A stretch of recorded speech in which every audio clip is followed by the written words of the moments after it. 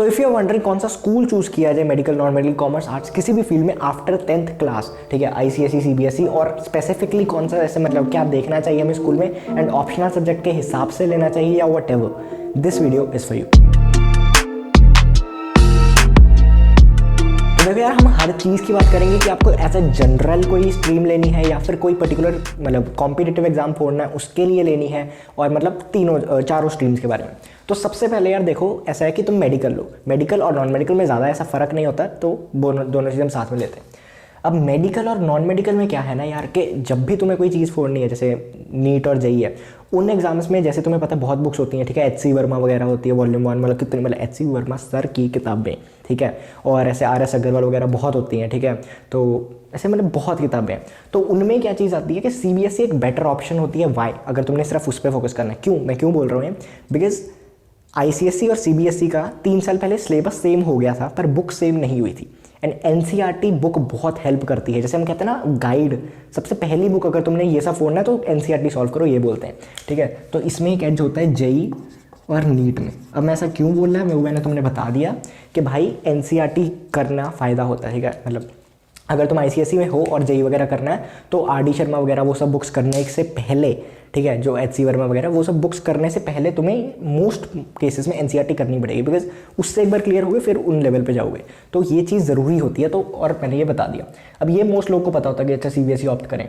अब एक होता है कन्वर्जन शिफ्ट, कि भाई आईसीएसई टू सीबीएसई या फिर सीबीएसई टू आईसीएसई, ये कैसे, ये करना चाहिए, अच्छा होता है, बुरा होता है, क्या चीज़ है? देखो, अब आईसीएसई टू सीबीएसई अगर तुम जा रहे हो तो ज़्यादा दिक्कत नहीं होगी, मतलब हाँ थोड़ा करिकुलम चेंज हुआ, इंग्लिश का स्पेशली जैसे तुम लिखते हो आईसीएसई में बहुत फ़र्क पड़ जाता है, ठीक है, सीबीएसई में, एंड वाइस वर्सा ऑल्सो। तो इंग्लिश में थोड़ा फ़र्क पड़ेगा, पर जनरली तुम्हें आसान लगेगा। आसान इन द सेंस ऐसे नहीं कुछ करना ही नहीं पड़ेगा, बट हाँ मतलब थोड़ा ऐसा होगा कि भाई ये सब तो मैंने आधी चीज़ें तो पढ़ रखी हैं, ठीक है, 10th में ही, तो वो चीज़ एक मतलब तुम्हें फ़ायदा होता है। दूसरा सीबीएसई टू आईसीएसई जाना, उसमें थोड़ी दिक्कत हो जाती है। वाई? बिकॉज इसका थोड़ा टफ होता है, ठीक है, एज अ कॉम्पिटिशन वाइज नहीं बोलूँगा, मतलब करिकुलम जो है इसका वो थोड़ा सा मुश्किल होता है। तो अगर ये जो स्विच है, ये स्विच थोड़ा सा मुश्किल है, मुश्किल इन द सेंस कि एक तो तुम्हें यार अगर कोई कॉम्पिटेटिव एग्जाम होना उसका प्रेशर, ऊपर से आईसीएसई के साथ कोप अप करना है, 10th तक तुम कहीं और से पढ़े हो, सीबीएसई से पढ़े हो, अब इसके साथ कॉप करना तो काफ़ी दिक्कत आ जाती है।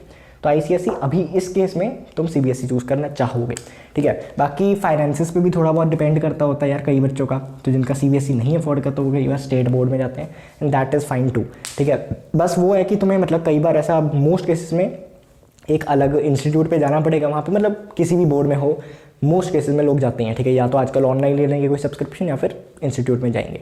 ये था तुम्हारा पहला पॉइंट। अब दूसरा ये है कि आईसीएसई में अगर तुम हो तो एक तुम्हारा फ़ायदा होता है कि इसका जो प्रैक्टिकल नॉलेज है वो एक मतलब ऊपर होती है, ठीक है, तो प्रैक्टिकल नॉलेज, और इसका करिकुलम डिज़ाइन इस तरीके से है कि तुम्हें बाहर जाओ, ठीक है, बाहर फॉरेन के लिए तुम्हें फ़ायदेमंद रहता है। तो अगर तुम्हें फॉरेन जाना है तो काफ़ी हेल्पफुल रहता है आईसीएसई में 11th और 12th करना। क्यों? क्योंकि बिकॉज देखो, एक तो इंग्लिश का लेवल हाई है तो ऑब्वियसली आईएलटीएस वगैरह में ईजी रहेगा।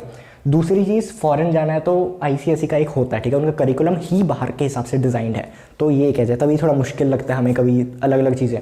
तो प्रैक्टिकल नॉलेज और फॉरेन का है तो फिर आईसीएसई। अगर जेई नीट फोड़ने का इरादा है या कुछ तो मोस्टली तुम जाते हो सीबीएसई में। स्टेट बोर्ड यार अब डिपेंड करता है कौन सी स्टेट का बोर्ड है, ठीक है, जैसे आजकल हम ऐसे सुनते हैं कि दिल्ली ने बहुत अपने स्कूल अच्छे कर लिए हैं, उनका करिकुलम भी सही हो गया, वैसे वो सीबीएसई के साथ ही है, बट फिर भी मतलब स्कूल एज अ इन्वायरमेंट भी बहुत अच्छा है। तो वो यार स्टेट टू स्टेट डिपेंड करता है तुम्हारा। जैसे मैं किसी भी को ऐसे जनरलाइज नहीं कर सकता, बट हमने सुना होगा कि बिहार में क्या हुआ था, ठीक है, 3-4 साल पहले, कि जो टॉपर था वो फेक निकली थी एंड वगैरह सब जो हुआ था। उसके बाद एक इस पर ये भी आता है, डिपेंड्स ऑन स्टेट, जैसे मैंने बोला डिपेंड करता है, डिपेंड्स, ठीक है। महाराष्ट्र, अगर तुम महाराष्ट्र में जाओगे तो वहाँ पे बहुत एक ऐसे हाई परसेंटेज ऑफ लोग हैं जो कि स्टेट बोर्ड से ही पढ़ते हैं। जैसे कई स्टेट में ऐसा है कि सीबीएसई आईसीएसई को ऊपर माना जाता है और बोर्ड को नीचे, ठीक है, जो स्टेट बोर्ड है। काफ़ी स्टेट्स ऐसी हैं जो इक्वल रखती हैं कि चाहे इसमें लो सेम ही एजुकेशन लेवल होगा। तो यार ये डिपेंड करता है तुम्हारा, तो स्टेट पे अपना देखना तुम कौन सी स्टेट में हो वगैरह सब। उसके बाद स्पेशल मेंशन ये जो डमी है, ठीक है, डमी पे मैं ऑलरेडी वीडियो बना चुका हूँ कि तुम्हें क्या करना चाहिए, क्या क्यों लेनी चाहिए, क्यों नहीं लेनी चाहिए, बिकॉज इसमें तुम्हें एक्स्ट्रा टाइम मिल जाता है, ठीक है। कोई भी बोर्ड पे हो अगर तुम्हें डमी मिल रही है तो मतलब ऐसा कि मतलब तुम्हें इतना स्कूल नहीं जाना, अटेंडेंस में एक रिलीज मिल जाएगा। जैसे कोटा फैक्ट्री अगर तुमने देखी है तो उसमें वो सिर्फ कोचिंग ही जाते थे, सिर्फ पेपर वाले दिन चले गए, ठीक है, वहाँ पे, और फाइलें वगैरह तुम्हें देनी पड़ती हैं, वो सब चीज़ें होती है, एग्जाम डे एंड फाइलें वगैरह डे। तो वो सब में तुम ऐसे डमी ऑप्ट करो स्पेशली डमी इसलिए मिलती है, ऑप्ट करता है कि जेई नीट के लिए, बिकॉज इस पर काफ़ी ध्यान चाहिए ना। तो सिर्फ बोर्ड्स के लिए पढ़ो, तुम खुद एनसीईआरटी वगैरह घर पे पढ़ो और बाकी इंस्टीट्यूट से पढ़ो, ठीक है। तो उस बेसिस पे तुम्हें डमी भी मिल जाती है। अब जो आईसीएसई स्कूल्स हैं ये बहुत रेडिली अवेलेबल नहीं होते, ठीक है, तो इनकी स्कार्सिटी होती है। तो तुम्हारे एरिया में मतलब बहुत कम चांसेस है कि होंगे, इंडिया में स्पेशली तो कम ही होते हैं। सीबीएसई तो तुम्हें हर जगह ही मिल जाएगा, ठीक है, और बोर्ड भी, स्टेट बोर्ड भी तुम्हें मिल ही जाता है ऑलमोस्ट हर जगह। बाकी कॉमर्स में यार ज़्यादा सिलेबस कैसे एज सच फर्क नहीं पड़ता, बस ये चीज़ होती है कि आईसीएसई में जैसे मैंने तुम्हें कहा थोड़ी हायर स्टडीज़ होती हैं एंड तुम्हें सीए वगैरह में मैथ्स काफ़ी हाई चाहिए, तो उसमें एक एज मिल जाता है कि अगर तुम आईसीएसई में मैथ ले रहे हो, बाद में सीए का अगर करना है तुमने, उसके एग्जाम लेने हैं, तो उसमें तुम्हें एक एज मिल जाएगी, ठीक है। कॉमर्स के जो सब्जेक्ट्स हैं वो मोस्टली सेम ही है, ठीक है, तो 49-51% का फ़र्क होगा। बाकी आईसीएसई एंड सीबीएसई कॉमर्स में दोनों ही अच्छे हैं। उसके बाद आर्ट्स की स्ट्रीम आती है, वो डिपेंड करता है कौन से ऑप्शनल सब्जेक्ट्स तुमने लेने हैं, बिकॉज वो सोचना पड़ता है ना, बिकॉज उसमें काफ़ी ऑप्शन है, ठीक है। तुम लीगल स्टडीज़ ले सकते हो, तुम कुछ भी ले सकते हो, तुम मतलब बहुत ऑप्शन है, ठीक है। हिस्ट्री वगैरह हो गई, जर्नलिज्म में बहुत सारे ऑप्शंस होते हैं। तो अगर तुमने उनमें से चूज़ करना है, वो डिपेंड करता है कि तुमने किस फील्ड में जाना है। अगर तुमने वो डिसाइड कर लिया, फिर तुमने देखना है कि मेरे स्कूल में अवेलेबल भी है, बिकॉज यार साइंस स्ट्रीम के बच्चे होते हैं, उन्हें पढ़ना पड़ता है पूरा टाइम, ये तो हमें समझना है, ठीक है। 11th में बहुत पढ़ना पड़ेगा।